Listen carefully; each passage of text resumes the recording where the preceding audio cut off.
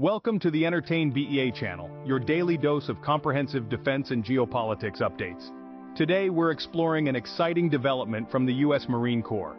They're planning to field 3 new mobile ground-based air defense systems by 2025.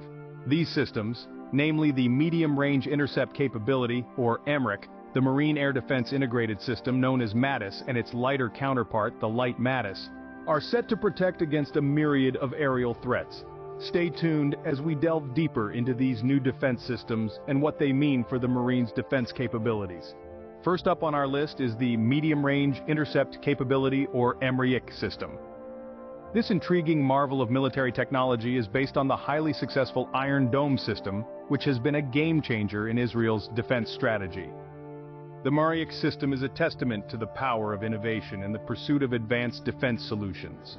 At the heart of the MRIC system are the Tamir interceptors. These are not your ordinary missiles. The Tamir interceptors are designed with precision, speed, and accuracy in mind. They are the primary components that give the MRIC system its ability to detect, track, and eliminate aerial threats with remarkable efficiency. But the Tamir interceptors are just one aspect of this comprehensive system. The MRIC also boasts advanced command and control systems. These are the brains behind the operation, the elements that coordinate the many moving parts of the MRIC system and ensure that everything functions as it should. Now, let's talk about what the MRIC system is designed to defend against. The system is specifically tailored to protect against a broad spectrum of aerial threats. This includes rockets, drones, and cruise missiles. In an era where these threats are becoming increasingly common, the MRIC system provides a robust and reliable defense solution. The addition of the MRIC system to the Marines' defense portfolio is an indication of the seriousness with which they view these emerging threats. It's a clear commitment to maintaining their defensive edge and ensuring the safety of personnel and assets. The MRIC system is a significant step towards enhancing the Marines' defensive capabilities against evolving aerial threats. With this system in place, the Marines are well equipped to face the challenges of tomorrow's battlefields. Next, we have the Marine Air Defense Integrated System, better known as MADIS, and its counterpart, the light MADIS. These are 2 more valuable additions to the Marines' defense portfolio. MADIS and light MADIS are both ground-based air defense systems designed to protect against a variety of aerial threats. These threats range from rockets and drones to cruise missiles. The MADIS system is a robust solution, providing comprehensive coverage and a high level of accuracy. Its ground-level operation makes it flexible and mobile, ready to be deployed in different environments. The system is equipped with advanced command and control systems, ensuring efficient and effective responses to threats. On the other hand, the light MADIS, as the name suggests, is a lighter, more compact version of the MADIS. It shares many of the same features as its larger counterpart, but is designed to be more mobile. This makes it perfect for rapid response situations where time and speed are of the essence. The Marines have big plans for these systems. They aim to integrate both MADIS and light MADIS into their defense portfolio with a special focus on the Indo-Pacific region. This region has been identified as a key area of interest, and the deployment of these systems there will significantly enhance the Marines' defensive capabilities. With the MADIS and light MADIS systems, the Marines are further solidifying their defense against a wide range of aerial threats. Now that we've covered the 3 new mobile air defense systems, let's talk about what this means for the Marines. The Marine Corps has a clear vision for the future, fielding these state-of-the-art systems by 2025. But why is this important? Well, the answer lies in the ever-evolving landscape of threats that the Marines face. The objective here is not just to introduce new equipment, but to significantly enhance the defense capabilities of the Marines. These systems are specifically designed to protect against a wide range of aerial threats, including rockets, drones, and cruise missiles. It's about staying one step ahead, always ready for what the future might bring. The Medium Range Intercept Capability, the Marine Air Defense Integrated System, and the light MADIS. Each of these systems offers a unique strength. Together, they complement each other, creating a robust and comprehensive defense network. The Marines are not just planning to field these systems, they're planning to integrate them into their defense portfolio. This means a more streamlined and effective response to threats. It's not just about having the right tools, it's about using them in the right way. And let's not forget the strategic importance of the Indo-Pacific region. The Marines are looking to deploy these systems there, reinforcing their defensive capabilities in a critical area of the world. In conclusion, these plans underline the Marines' commitment to innovation, readiness, and defense. It's about being prepared and proactive, not reactive. It's about shaping the future, not just responding to it. Thank you for watching today's video on the Marines' new mobile air defense systems. We hope you found it informative. Please don't forget to like, comment, and subscribe to our channel for daily defense and geopolitics updates. As we've discussed, the Marines are preparing to deploy their new mobile air defense systems in the Indo-Pacific region. Now let's shift our focus to the Red Dragon, China's formidable air defense system over the South China Sea. The Red Dragon is not just a single system, but a network of radar installations, anti-aircraft missiles, and fighter jets, all working in unison to create a formidable defense bubble. It's a significant part of China's military modernization and has the capability to detect and neutralize a wide range of aerial threats. The system's strategic importance to China cannot be overstated. It's not just about defending its airspace, it's about asserting its territorial claims and projecting power in the region. But what does this mean for the US and its allies? The Red Dragon poses a serious challenge. It restricts movement, hampers reconnaissance, and could potentially neutralize aerial assets in a conflict scenario. It's a hurdle that the Marines and their new defense systems will need to overcome. And it's not just about having the right tools, it's about using them effectively. In conclusion, the Red Dragon is a significant hurdle in maintaining peace and stability in the South China Sea. Its presence underlines the importance of the Marines' new defense systems and their strategic deployment in the region. In our next video, we will dive deeper into the tactics and strategies that could be employed to counter the Red Dragon. So, stay tuned for that. Please don't forget to like, comment, and subscribe to our channel for daily defense and geopolitics updates. So, how does the US plan to counter the Red Dragon? Let's find out. The US, in a bid to neutralize the Red Dragon's capabilities, is employing a multifaceted strategy. It's not just about matching fire with fire, it's about outsmarting and outmaneuvering the opponent. The strategy involves a blend of diplomatic, military, and technological efforts. On the diplomatic front, the US is working with its allies in the Indo-Pacific region to ensure a united front against China's territorial claims. This collective security approach is aimed at deterring aggressive actions and maintaining stability in the region. Military-wise, the US is increasing its presence in the region. The deployment of the Marines' new mobile air defense systems, the MRIC and MADIS, is a part of this strategy. These systems, with their advanced capabilities, are expected to play a crucial role in countering the Red Dragon. They have been designed to detect, track, and neutralize a wide range of aerial threats, thereby mitigating the Red Dragon's advantage.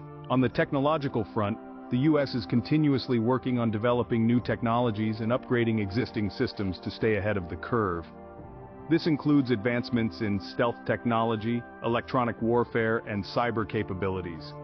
Countering the Red Dragon is indeed a complex task, but with the right strategy and technology, it's not impossible. It's a chess match on a grand scale, with the stakes being peace and stability in the South China Sea. In our next segment, we will discuss in detail how these strategies are being implemented on the ground. So stay tuned for that. Welcome back. The South China Sea is a hotbed of geopolitical tensions, and countering the Red Dragon could have significant implications for this region. As the US and its allies ramp up their efforts to neutralize the Red Dragon, the dynamics in the South China Sea are bound to change.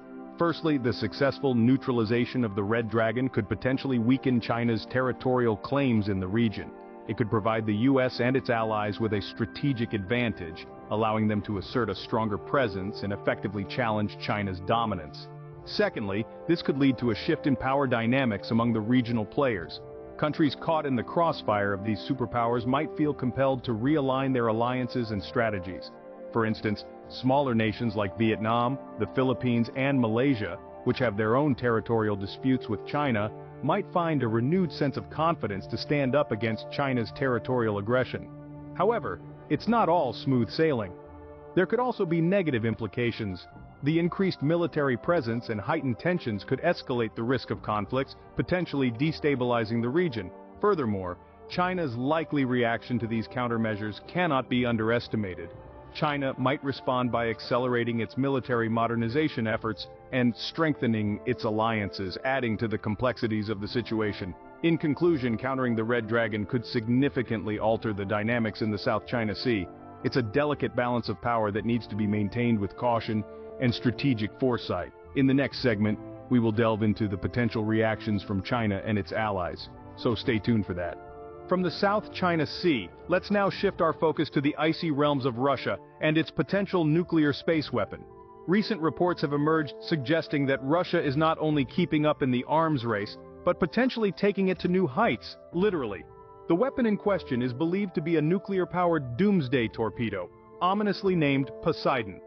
Unlike traditional torpedoes, Poseidon is designed to create radioactive tsunamis capable of rendering vast coastal areas uninhabitable.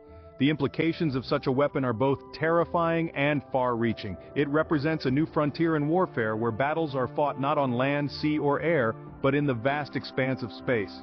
However, the details remain shrouded in mystery, with much of the information coming from conjecture and speculation. In the following scenes, we will delve deeper into the details of this potential nuclear space weapon, its capabilities, and the global implications. So, stay with us as we journey into the unknown. From the chilling landscapes of Russia emerges a new threat, the Poseidon Torpedo. This isn't your average torpedo. It's a nuclear-powered and nuclear-armed behemoth, specifically designed to bypass traditional missile defenses. It's believed to have the capability to travel at high speeds, operating at depths that most anti-submarine weapons would find unreachable. The goal of Poseidon isn't just to wreak havoc on enemy vessels. No, this torpedo has a far more devastating mission. Its design allows it to detonate near coastal cities, causing unimaginable destruction and long-term environmental damage. The result? A radioactive tsunami with the potential to render vast coastal areas uninhabitable for decades, or possibly centuries. The Poseidon Torpedo represents a significant escalation in the nuclear arms race, a game where the stakes are raised with every move, and the global implications could be catastrophic. As we delve deeper into this new age of warfare, we must ask ourselves, what does this mean for global security? How will the world respond to these new threats? And most importantly, what can be done to prevent this doomsday scenario from becoming a reality? Join us as we continue to explore these pressing questions and more in the next segment. Following the revelation of the Poseidon Torpedo, the world is left grappling with the implications of such a weapon. The Poseidon Torpedo, with its ability to bypass current missile defense systems, poses a significant threat to coastal cities worldwide. Picture this: a silent, near undetectable threat that moves through the ocean depths, only to explode near a populated coastal area, causing a radioactive tsunami. The devastation would be unimaginable, leaving long-term environmental damage in its wake. The affected areas could become uninhabitable for decades, even centuries, but the Poseidon Torpedo doesn't just represent a physical threat. The real danger lies in the potential destabilization of global security. The development of such a weapon could ignite a new arms race, a terrifying prospect in an already tense global climate. Countries might be pressured into developing their own countermeasures, leading to an escalation in the production and proliferation of nuclear weapons. In conclusion, the Poseidon Torpedo serves as a stark reminder of the destructive potential of nuclear weapons. It underscores the urgency of nuclear disarmament and the need for international cooperation to prevent the proliferation of such devastating weapons. As we move forward, our focus should be on fostering dialogue and promoting peace, because the alternative is too catastrophic to contemplate. Let's now turn our attention to Russia's anti-satellite nuke, a development that could have far-reaching implications for space exploration and warfare. Russia has been developing a weapon that could potentially render the lower orbit unusable. This advanced space weapon is designed to target satellites, disrupting vital communication and navigation systems. Imagine a world where our dependence on technology is exploited, where our satellites, the silent sentinels in the sky, are taken down, causing worldwide chaos. This would not only affect military operations, but also everyday life, as we rely heavily on satellite technology for weather forecasting, GPS navigation, and telecommunications. The potential impact on global security and the balance of power in space is immense. It would tip the scales in favor of whoever controls these weapons, causing an imbalance that could lead to conflicts. In the face of such a threat, it becomes imperative to establish international regulations governing the use of space. As we venture further into the cosmos, we must ensure that space remains a frontier for exploration and discovery, not a battleground for earthly disputes. Reports suggest that Russia may have already deployed a test vehicle for this anti-satellite weapon. The vehicle, known as Burevestnik, is believed to be nuclear-powered and capable of carrying a nuclear warhead. This development takes the concept of space warfare to an entirely new level, with the potential to cause unprecedented damage to the space environment. Burevestnik's capabilities could allow it to target and destroy satellites with frightening efficiency, leaving a trail of space debris that could pose a risk to other satellites and spacecraft. This would not only disrupt the global communications network, but also create a hazardous environment for future space missions. The international community has expressed serious concerns about this development. The deployment of the Burevestnik test vehicle raises serious questions about the militarization of space and the potential for a new arms race. As we stand on the precipice of a new era in space exploration, the need for international cooperation and regulation is more urgent than ever. While the stars may be the final frontier, it's clear that the battle for supremacy may be waged much closer to home. Assuming that Russia has indeed tested the Burevestnik vehicle, what could this mean for lower orbit? The use of such a weapon could have devastating consequences. Picture this: a single detonation could create a debris field that renders the lower orbit virtually unusable. This is not a scene out of a dystopian science fiction movie. It's a potential reality we must grapple with. Satellites, integral to everything from our GPS systems to weather monitoring, could be rendered useless or destroyed outright. Deep space exploration missions, like those undertaken by NASA, ESA, and even private companies like SpaceX, could be severely hampered. Regrettably, the weaponization of space seems to be a growing trend, a dangerous game of one-upmanship.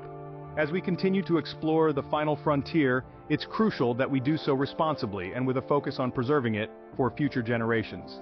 The need for international cooperation is paramount, not just for the sake of peace, but for the very preservation of space as we know it. In the next scene, we'll explore what the international community can do to prevent the militarization of space and ensure its peaceful use for all of humanity. As we've seen, the increased militarization of space is a threat that could have far-reaching consequences. The only viable solution is a concerted global effort to prevent this from becoming our reality. International cooperation is no longer just a noble ideal. It's a necessity for the preservation of space and, by extension, our planet. As we stand on the brink of a new era in space exploration, it's vital to establish an international consensus on the peaceful use of space. This could involve implementing stringent international laws, strengthening existing treaties, and fostering a culture of transparency and mutual respect. It's not just about preventing conflict, it's about ensuring that space remains a resource for all of humanity to explore and benefit from.